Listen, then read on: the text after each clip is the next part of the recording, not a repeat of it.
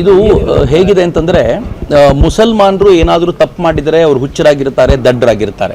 ಹಿಂದೂಗಳೇನಾದರೂ ತಪ್ಪು ಮಾಡಿದರೆ ಅವರು ವ್ಯವಸ್ಥಿತವಾಗಿ ಮಾಡ್ತಾರೆ ಅನ್ನೋದು ಒಂದು ತಲೆಯಲ್ಲಿ ಸರ್ಕಾರಕ್ಕೆ ತುಂಬಿಕೊಂಡ್ಬಿಟ್ಟಿದೆ ಅಂತ. ಬರೀ ಇಲ್ಲಿ ಮಾತ್ರ ಅಲ್ಲ, ಇಡೀ ದೇಶದಲ್ಲಿ ಮತ್ತು ನನಗೆ ಕೇಳೋದಾದ್ರೆ ಜಗತ್ತಿನ ಅನೇಕ ಕಡೆಗಳಲ್ಲಿ ಈ ಥರದ ಪರಿಸ್ಥಿತಿ ನಿರ್ಮಾಣ ಆಗಿದೆ. ವೋಕಿಸಮ್ನ ಒಂದು ಕೆಟ್ಟ ರೋಗ ಇದು ಅಂತ ನನಗನ್ಸುತ್ತೆ.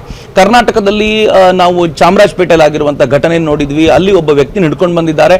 ಇಡೀ ಚಾಮರಾಜಪೇಟೆಗೆ ಗೊತ್ತು, ಇಡೀ ಬೆಂಗಳೂರಿಗೆ ಗೊತ್ತು, ಇಡೀ ಕರ್ನಾಟಕಕ್ಕೆ ಗೊತ್ತು ಅವನು ಅದನ್ನು ಮಾಡಿರ್ಲಿಕ್ಕೆ ಸಾಧ್ಯ ಇಲ್ಲ ಅಂತ.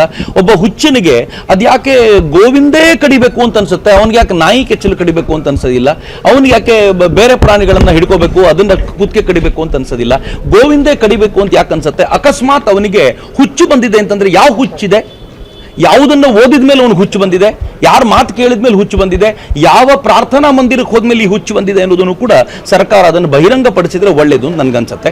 ಬರೀ ಇಲ್ಲೇ ಅಲ್ಲ, ಕೇರಳದಲ್ಲಿ ಇತ್ತೀಚೆಗೆ ಒಬ್ಬ ತುಳಸಿ ಕಟ್ಟೆಗೆ ತನ್ನ ಅತ್ಯಂತ ಕೆಟ್ಟದಾಗಿರೋ ಕೂದಲೊಂದನ್ನು ಬಿಸಾಕ್ ಹೋಗಿರೋದು ವಿಡಿಯೋ ತುಂಬಾ ಹರಿದಾಡ್ತು.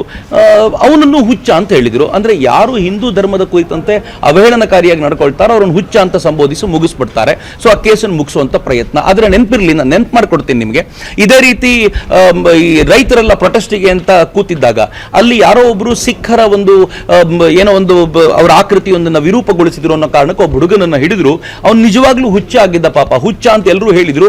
ಅವ್ನು ಹುಚ್ಚ ಅಂತ ಗೊತ್ತಾದ ಮೇಲೂ ಬಡದು ಕೊಂದು ಬಿಸಾಕ್ಬಿಟ್ರು. ಅವ್ನು ಅತ್ಯಂತ ಕೆಟ್ಟದ್ದಾಗಿರುವಂತ ಕರಾಳವಾಗಿರುವಂತ ಕೊಲೆ ಆಗಿತ್ತು ಅದು. ಅಂದ್ರೆ ನಿಮ್ಮ ಮತ ಪಂಥಗಳಿಗೆ ಹುಚ್ಚರು ತೊಂದರೆ ಕೊಟ್ಟರು ಅವರನ್ನು ಮರ್ಡರ್ ಮಾಡ್ತೀರಾ, ಆದ್ರೆ ಹಿಂದೂ ಧರ್ಮಕ್ಕೆ, ಹಿಂದೂ ಧರ್ಮದ ಆರಾಧ್ಯ ವಿಚಾರಗಳಿಗೆ ಯಾರಾದರೂ ತೊಂದರೆ ಕೊಟ್ಟಾಗ ನೀವು ಅವ್ರನ್ನ ಹುಚ್ಚರು ಅಂತ ಕರೆದು ಮುಚ್ಚಿಡುವಂತ ಪ್ರಯತ್ನ ಮಾಡ್ತೀರಾ. ಫೈನಪ್ಪ, ಇದು ಹಿಂದೂಗಳು ದೇವರು ಅಂತ ಕರೀತಾರೆ, ದೇವರು ಅಂತ ಪೂಜಿಸ್ತಾರೆ, ಅದರ ಕೆಚ್ಚಲು ಕಡ್ದಿದ್ದಾರೆ ಅನ್ನೋ ಕಾರಣಕ್ಕೆ ನೀವು ಬೇಜಾರು ಮಾಡ್ಕೊಳ್ತಾ ಇರ್ಬೋದು. ಆದ್ರೆ ಒಂದು ಪ್ರಾಣಿ, ಯಾವ ಪ್ರಾಣಿಯ ಹಾಲನ್ನು ಕುಡಿದು ನಾವೆಲ್ಲ ಬೆಳೆದಿದ್ದೀವೋ ಅದರ ಕೆಚ್ಚಲು ಕೊಯ್ಯುವಂತ ಮನುಷ್ಯನನ್ನ ನೀವು ಸಮರ್ಥಿಸ್ಕೊಳ್ತೀರಾ, ಅವನನ್ನು ಹುಚ್ಚ ಅನ್ನೋ ಕಾರಣಕ್ಕೋಸ್ಕರ ಮಾಡಿದ ಕೆಲಸವನ್ನ ಒಪ್ಕೊಳ್ತೀರಾ ಅಂತಂದ್ರೆ ನಿಮ್ಮ ಮನಸ್ಥಿತಿಯನ್ನ ನೀವುಗಳು ಕನ್ನಡಿಯಲ್ಲಿ ವಾಪಸ್ ನೋಡ್ಕೋಬೇಕು ಅಂತ ಅಷ್ಟೇ ನಾನು ಸರ್ಕಾರಕ್ಕೆ ಹೇಳಿ ಇಚ್ಛೆ ಪಡ್ತೀನಿ. ಏನು ಉದ್ದೇಶ ಇರಬಹುದು ಸರಿ, ಕೆಚ್ಚಲು ಕೊಯ್ದು ಯಾವ ರೀತಿಯಾಗಿ ಒಂದು ಬಿಂಬಿಸಬಹುದು ಅಂತ? ಅಲ್ಲ, ನಾನು ಅದನ್ನೇ ಹೇಳಿದ್ನಲ್ಲ, ಯಾವ ಪುಸ್ತಕವನ್ನು ಓದಿದ್ದಾರೆ, ಯಾವ ಪ್ರಾರ್ಥನಾ ಮಂದಿರಕ್ಕೆ ಹೋಗಿದ್ದಾರೆ, ಯಾರ ಮಾತನ್ನು ಕೇಳಿದ್ದಾರೆ ಅನ್ನೋದನ್ನ ನೀವು ಕೂಲಂಕುಷವಾಗಿ ಅದನ್ನ ವಿಚಾರಿಸಿ ನೋಡ್ಲಿಕ್ಕೆ ಶುರು ಮಾಡಿದ್ರೆ ಅವಾಗ ಗೊತ್ತಾಗುತ್ತೆ ಉದ್ದೇಶ ಏನಿದೆ ಅಂತ.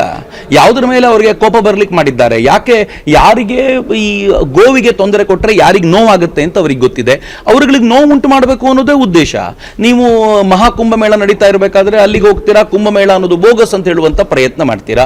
ಕುಂಭಮೇಳದಲ್ಲಿ ನೀವು ಏನಾದ್ರೂ ತೊಂದರೆ ಕೊಡುವಂತ ಪ್ರಯತ್ನ ಮಾಡ್ತೀರಾ. ನೀವು ಕೇರಳಕ್ಕೆ ಹೋದ್ರೆ ಕೇರಳದಲ್ಲಿ ಮತ್ತೊಂದು ತೊಂದರೆ ಕೊಡ್ತೀರಾ, ಅಲ್ಲಿ ಬೀಫ್ ಅನ್ನ ಕಟ್ ಮಾಡಿ ಅದನ್ನು ತಿಂದಂತೆ ತೋರಿಸ್ಕೊಳ್ತೀರಾ. ಯಾರಿಗೋ ನೋವು ಕೊಡಬೇಕು ಅನ್ನುವಂತ ಒಂದು ಪ್ರಯತ್ನ. ಇದು ಮತ್ತೊಬ್ಬರಿಗೆ ನೋವು ಕೊಡಬೇಕು ಅನ್ನುವಂತ ಪ್ರಯತ್ನವೇ ಹೊರತು ಇದು ಸಮಾಜವನ್ನ ಸುಂದರವಾಗಿ ಒಂದು ಒಳ್ಳೆಯ ಸಮಾಜವಾಗಿ ತೆಗೆದುಕೊಂಡು ಹೋಗುವ ಪ್ರಯತ್ನ ಅಲ್ಲ ಅಂತ ನನಗನ್ಸುತ್ತೆ. ಸೊ ಅಷ್ಟೇ ಉದ್ದೇಶ.